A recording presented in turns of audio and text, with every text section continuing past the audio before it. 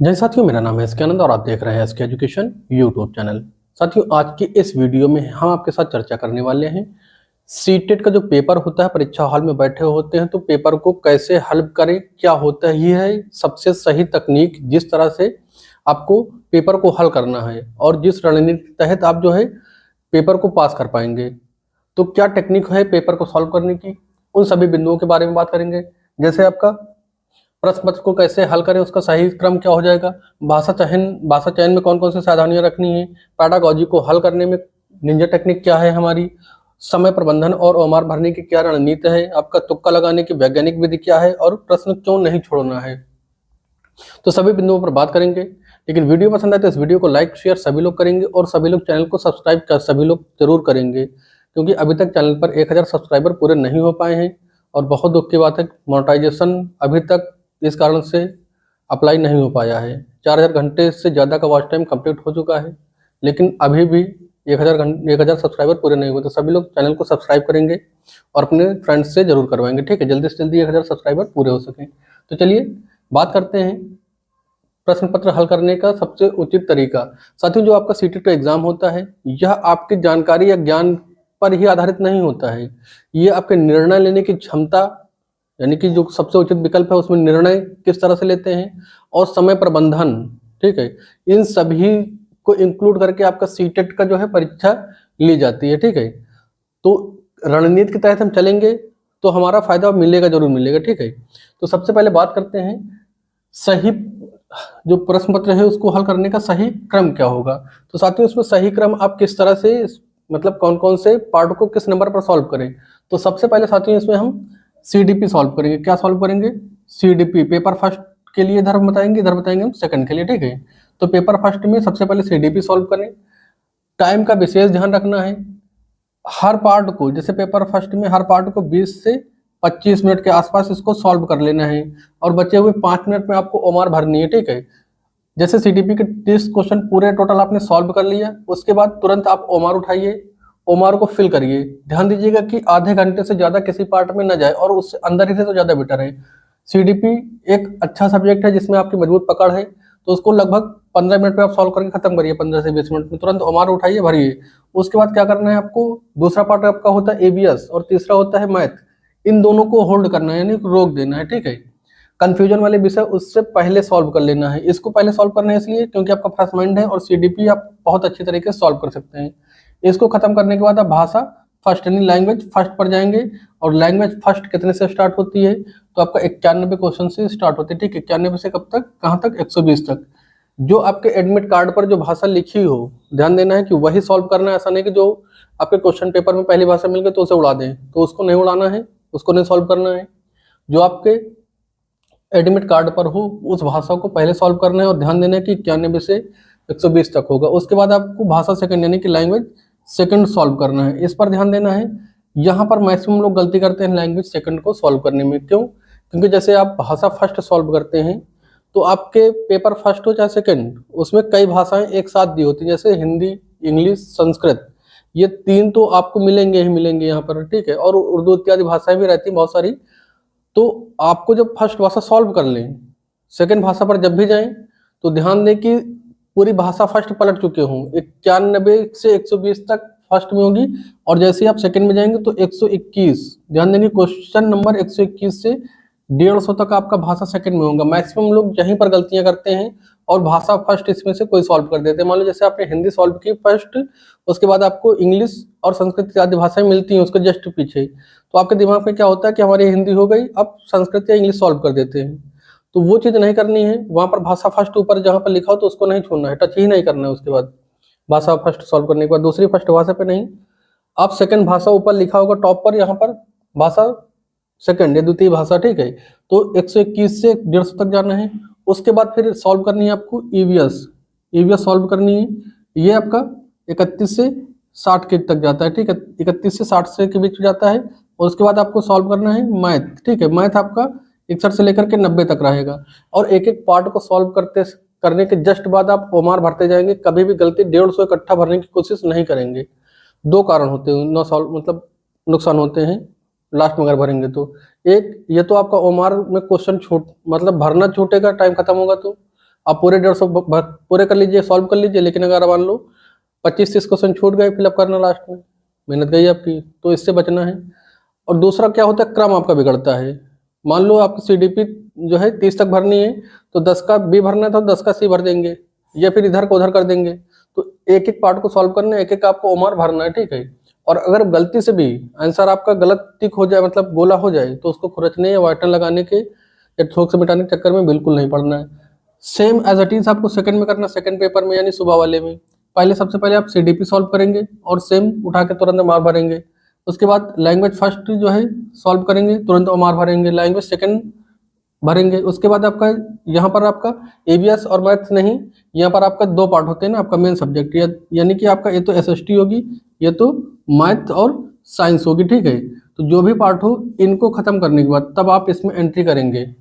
और अगर आप मैथ को सॉल्व करते हैं यहाँ पर मैथ वाले, तो ध्यान देंगे इसमें मैथ और साइंस दोनों होगी। तो साइंस को पहले खत्म करेंगे, मैथ में जिस क्वेश्चन में आपको टाइम लग रहा हो उसको रोकेंगे, उसको होल्ड करेंगे, ठीक है। यहाँ पर भी अगर किसी क्वेश्चन में टाइम लग रहा है, आपको 1 मिनट से ज़्यादा समझ आ रहा है, तो उस क्वेश्चन को छोड़ देंगे, लास्ट में उसको सॉल्व करने के चक्कर में पढ़ेंगे। ऐसा ना हो कि टाइम गंवाया बैठे हैं आप, तो टाइम बहुत सावधानी पूर्वक आपको खत्म करना है, ठीक है। तो ये आपका होगा पेपर फर्स्ट और सेकंड, ये सॉल्व करने का क्रम, ठीक है। इस तरह से हमें किस क्रम में सॉल्व करना है। आगे बात करते हैं भाषा के चयन में सावधानी। तो साथियों, जो आपके भाषा का जो चयन है उसमें सावधानी कौन कौन सी रखनी है, उसके बारे में चलिए हम आपको बताते हैं, ठीक है। तो भाषा सावधानी, आपका जो लैंग्वेज फर्स्ट होगी, बहुत से लोग जैसे कि हमने बताया था उस टाइम, लैंग्वेज फर्स्ट आपका 91 से 120 तक जाएगा। और एडमिट कार्ड में जो भाषा हो उसी का सिर्फ और सिर्फ सॉल्व करना है। ऐसा नहीं कि दूसरी भाषा उठा के आप सॉल्व करने लगें, ठीक है। दूसरी भाषा नहीं, जो आपके एडमिट कार्ड पे हो वही भाषा आप चुनेंगे, वही भाषा को हल करेंगे। और दूसरी भाषा आपकी जाएगी कितने से, 121 से आपका 150 तक। तो इस चीज़ को ध्यान रखना है, विशेषकर गलतियां बिल्कुल ना होने पाए, ठीक है।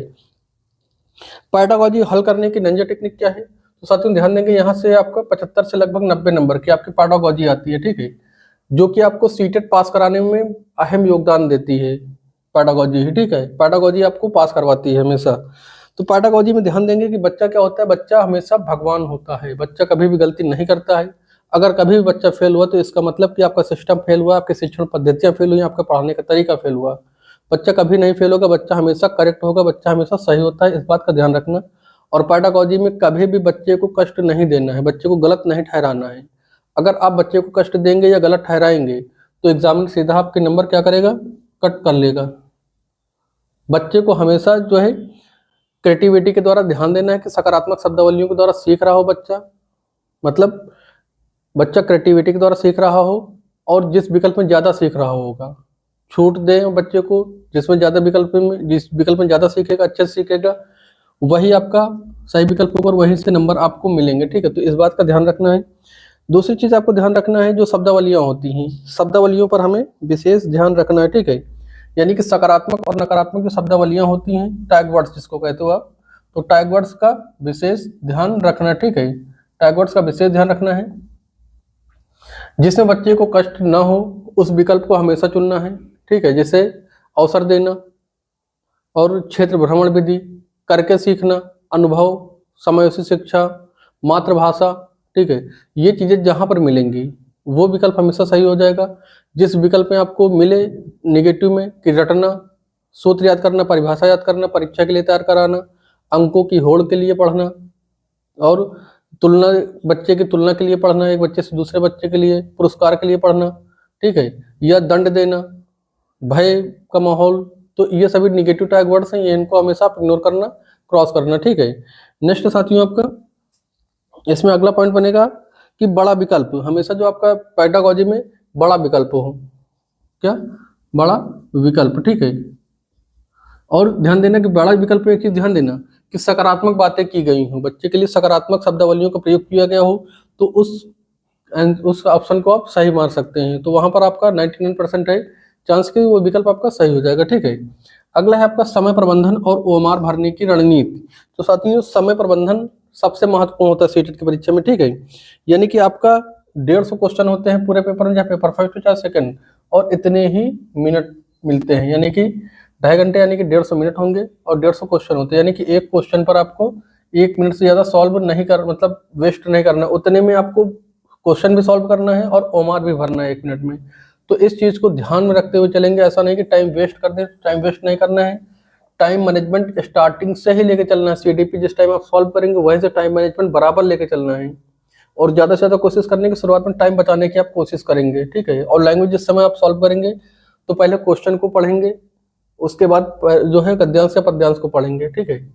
तो इस बात का हमें ध्यान रखना है। और ओमार भरने का सही तरीका क्या है साथियों, तो ओमार भरने का सही तरीका क्या है, कभी भी आप जैसा कि हमने पहले बताया कि 150 इकट्ठे भरने के चक्कर में ना पड़े, एक एक जो है एक एक पार्ट को सॉल्व करें। जैसे सीडीपी आपने सॉल्व किया तो सीडीपी तुरंत फिल कर दें, आपने लैंग्वेज सॉल्व किया तो लैंग्वेज फिलअप करें, ईवीएस फर्स्ट पेपर में ईवीएस मैथ सॉल्व किया तो उसको भरें, एसएसटी आप सेकंड पेपर में मैथ साइंस को सॉल्व कर रहे हैं तो उसको भरते जाएं, अंतिम के लिए ना छोड़ें कभी भी। अंतिम में आपको अगर आपने पूरे सॉल्व भी कर लिए तो मान लो गलत टाइम खत्म हो गया तो एग्जामिनर भरने नहीं देगा, तो उस चीज़ से बचने के लिए आप एक एक सॉल्व करते जाएं पोर्सन और उसको भरते जाएं। देखिए साथियों, अगला पॉइंट है आपका तुक्का लगाने का वैज्ञानिक तकनीक, यानी कि वैज्ञानिक तकनीक क्या होती है तुक्का लगाने की। तो हमेशा याद रखें, जो सीटेट में नेगेटिव मार्किंग नहीं होती है, सीटेट में नेगेटिव मार्किंग नहीं होती है, इसलिए आप इसमें जो है एलिमिनेशन मेथड का प्रयोग कर सकते हैं। एलिमिनेशन मेथड क्या होता है, तो हमने आपको प्रैक्टिस सेट मॉडल पेपर में हमेशा बताया है कि उन 2 विकल्पों को हटा देना जो पूरी तरह से गलत हों, ठीक है, और बचे हुए 2 विकल्पों में चुनना है कि जो बच्चे के लिए सबसे ज़्यादा उपयुक्त हो, बच्चे को जहाँ से कष्ट न हो, सक्रिय रूप से जहाँ पर बच्चा सीख रहा हो, सकारात्मक बातें जिस विकल्प में की गई हूँ वो विकल्प हमेशा आपका सही होगा। तो यह होती है तुक्का लगाने की टेक्निक। और साथ ही ध्यान देना है कि ऑल ऑफ द अबव, यानी कि उपरोक्त तो सभी वाले विकल्प जो अगर मिलते हैं तो उसको लगा सकते हैं, जिसमें ए और बी दोनों सही हों, ठीक है, ए और बी दोनों सही बता रहा तो आप उसको भी लगा सकते हैं। ये वाले आपके हमेशा सही होते हैं विकल्प, ठीक है, ऐसे विकल्प आपके हमेशा सही होते हैं। अगर प्रश्न न समझ में आए, अगर आपको प्रश्न कठिन लगे तो सबसे सकारात्मक और बच्चे के हित वाला आपको विकल्प चुनना है, ठीक है। अगला है आपका कोई भी प्रश्न नहीं छोड़ना है, क्यों, क्योंकि जैसा कि आप सब जानते हैं कि इसमें नेगेटिव मार्किंग होती नहीं है, तो आप इसकी सहायता लेकर के आप उन प्रश्नों को सॉल्व कर सकते हैं जो प्रश्न आपको नहीं आ रहे हैं, जो कठिन लग रहे हों। प्रश्न कोई भी नहीं छोड़ना है, सभी 150 में से 150 प्रश्न सभी को आपको करना ही करने होंगे, ठीक है। तो बस आज की वीडियो में बस इतना ही। वीडियो पसंद आए तो इस वीडियो को लाइक और शेयर सभी लोग करेंगे, और चैनल को सब्सक्राइब सभी लोग करेंगे प्लीज़, ठीक है। तो 1,000 सब्सक्राइबर फटाफट आप लोग पूरा करवाइए, चैनल मोनेटाइज हो। उसके बाद जब आप नेक्स्ट एग्जाम टेट का या अन्य टीचिंग से रिलेटेड आप एग्जाम दें, या लोग जो बीटीसी भी कर रहे होंगे उनका भी एग्जाम होगा, उसमें हम मिलेंगे आपके साथ, ठीक है। और टीचिंग संबंधित सभी चीज़ों की तैयारी, सब्जेक्ट की सभी सब्जेक्टों की तैयारी चैनल पर मिलती रहेगी आपको सीटेट के बाद भी, तो उसमें हम मिलते रहेंगे। तब तक के लिए धन्यवाद, चैनल को सब्सक्राइब करिए, मिलते हैं नेक्स्ट वीडियो के साथ, तब तक के लिए जय हिंद।